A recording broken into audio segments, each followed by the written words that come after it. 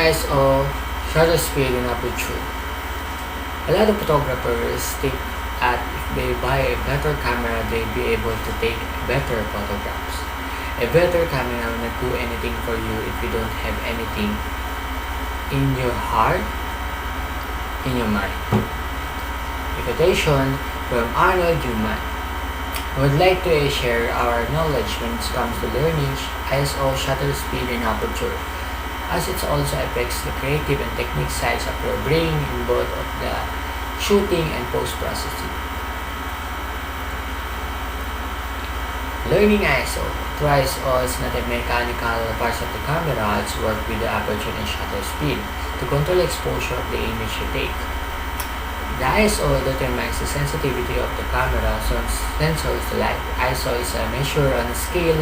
The smaller number indicate less sensitivity to light, and large numbers indicate greater sensitivity to light. ISO is also responsible for how much neutral noise there is not in an image.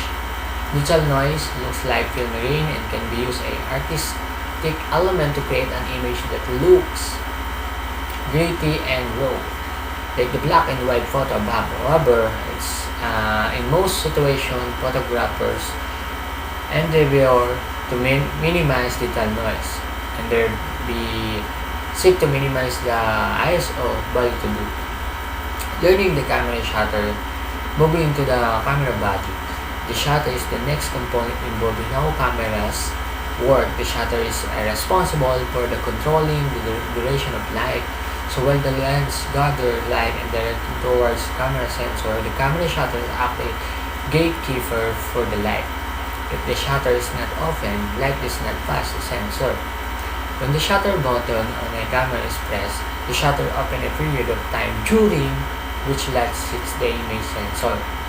Long shutter speed results blurred movement, like a waterfall in the photo in above, because its motion is recorded of several seconds. Short shutter speed will freeze movement of most subjects, like the runner in the image above.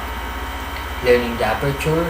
The aperture of lens is comprised of multiple blades that opens and close. There will be controlling the amount of lights and allowed into the lens. The larger aperture opening, the more light can be reached the camera sensor. The smaller the aperture opening, the less light that allows in.